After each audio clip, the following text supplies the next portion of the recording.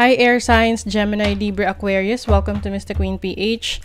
At ito ang inyong daily gabay for February 13, 2024. This is a general reading. Just take what resonates. Watch your Sun, Moon, Rising, Venus for other messages. And thank you sa lahat ng mga sumusuporta dito sa ating channel. Just a reminder, gamitin nyo lamang ang reading na to bilang gabay and pa-follow, like na rin ang ating Facebook at TikTok. Lahat po yan, Mr. Queen PH. And please like, share, subscribe para lagi kayong updated sa ating mga readings. And please check out my Shopee. Available ang mga protection and prosperity items, bracelets, zodiac sign bracelets, and many more. Link on the description. Okay. Let's see, air signs, Gemini, Libra, Aquarius. Wow, it's a pamper day for you. Yung iba pupunta sa salon, pupunta sa spa, no, magpapa beauty treatment. Ayan, self-care is a necessity, not a luxury. So hindi tayo pwedeng ma-feel guilty about it. Lalo na kung ginagawa mo lang naman 'yan paminsan-minsan, no. Kailangan natin ng katawan 'yan. Kailangan ng katawan natin 'yan. Okay. So, yung iba sa inyo, you will treat yourself for a good massage, no? Good massage. Sarap magpamasahe. Pwedeng pupunta kayo sa salon, papa-facial, kung ano-ano pa, no? For your self-care, self-love. Ease. Today, I allow life to be easy. Yes, hindi kayo mag-overthink ngayong araw na to. You will just go with the flow and hindi nyo hahayaan na masira ang araw ninyo. Kasi nga, iba sa inyo, sarili muna ninyo ang inyong bibigyan ng attention ngayon because you deserve it. You've been working so hard. You deserve it. O diba? May peace. Just because some people are fueled by drama doesn't mean you have to attend the performance. Make your life a drama-free zone. Ayan. So, iiwas ka sa mga drama sa buhay, sa paligid mo.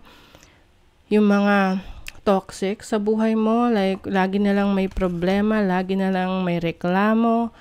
Yung mga ganong klase, no, na pero alam mo yung tipong alam nila na may problema na sila pero lalo pa nilang dinadagdagan.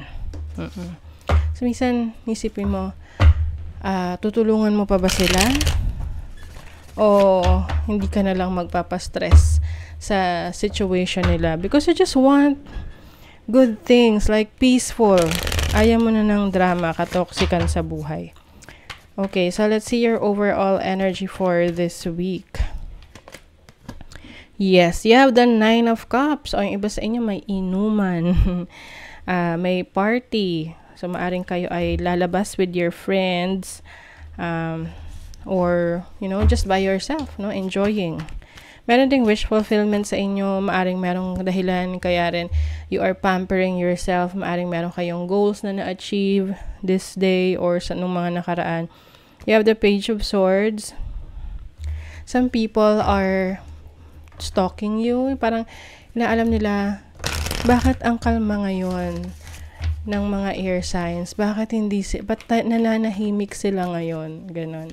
Parang, ang isip nila, ano nangyayari sa'yo?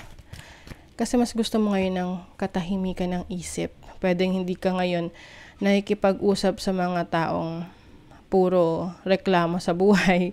Alam mo yun, minsan iniiwasan na lang natin yung mga ganyan. You also have the King of Wands. And the Sun, yes, you are so enlightened. Gusto mo lang sa ngayon is to enjoy, have fun. Yung iba sa inyo na ini-enjoy nyo yung time nyo sa labas. Like, pwedeng outdoor activities. May mga travel opportunities din kayo. So, there's also a lot of optimism, no? Positive energies sa inyo ngayon. You feel like kaya nyong gawin yung mga you can do anything. Parang ganong feels, no? So, let's see your money, career, finances. Money, career, finances for air signs. You have the Ace of Cups. Meron ditong potential source of happiness ninyo, which is another source of income. You also have the Five of Pentacles. Merong solusyon sa sa problema nyo or sa challenges nyo sa pera. You have the 8 of Cups. So, I feel like, yung iba, you are leaving a career, a business, or a job na sa tingin mo, hindi mo na dinideserve dahil na-undervalue ka. No? Hindi ka na bibigyan ng sapat na compensation. Parang yung mga underpaid, ganyan. And there is an opportunity for you na pwede mong i-explore ngayon on how to make money. So, pwedeng bago tong pagkakakitaan or bagong career, bagong business, bagong source of income. You are healing, ayan, o diba? Nag-heal na ang iyong financial struggle. Kung ikaw ay naka-experience ng financial difficulties ng mga nakaraan, unti-unti, nakabawi ka na. Just do it. O whatever your plans are sa career mo, at sa tingin mo, ito yung magbibigay sa'yo ng success, gawin mo na. Kasi kung magpa-procrastinate ka lang, ipagpapabukas mo lagi, you'll never know, no, na kung nagsimula ka ngayon, and then bukas meron ka nang ilulook forward na pagbabago, improvement, 'di ba? So, this is the best time to put your plans into action. Yes, just do it. As a relationship naman, you have the 4 of Wands, the 2 of Swords. So, yung iba sa inyo pwedeng merong proposal sa marriage proposal, or pwedeng yung partner mo nagyayaya na magsama na kayo, ganyan. So, I think ngayon pinag-iisipan mo kung magja-jump into that chapter of life ka na. You have the High Priestess. Yes, I think sa ngayon, you are preparing yourself dito sa pagbabago na gagawin mo sa iyong personal na buhay. Yung iba, lalagay na sa tahimik, mag-aasawa, or sasama na kayo ng partner mo, or yung iba sa inyo, kung kayo magkasama na, meron kayong major purchase, pwedeng bibili kayo ng bahay or lupa. So, pinag-iisipan nyo to kung ito talaga ay best decision at this time. Letting go. So, hindi mo pipilitin, no?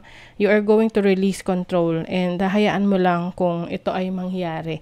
Kasi lalo na kung hindi ka ganun ka-decided, no? And you will be more honest sa yung person. Gusto mo na malaman niya kung ano yung nararamdaman mo, kung ano yung insights mo, yung mga iniisip mo at mga plano mo, para ano man yung mapag-desisyon ninyo at the end of the day, pareho kayo mag-agree. Para walang sisihan, no? But I think, maiintindihan to ng partner mo kung hindi ka pa ready sa mga plano niya sa'yo. Oo, kasi pwedeng siya yung nagpaplano, hindi ka aware, meron ka ring sariling plano for yourself in the future. So, kailangan lang honest kayo, be open to talk about it, okay? So, that is your reading, air signs. Thank you so much. Bye!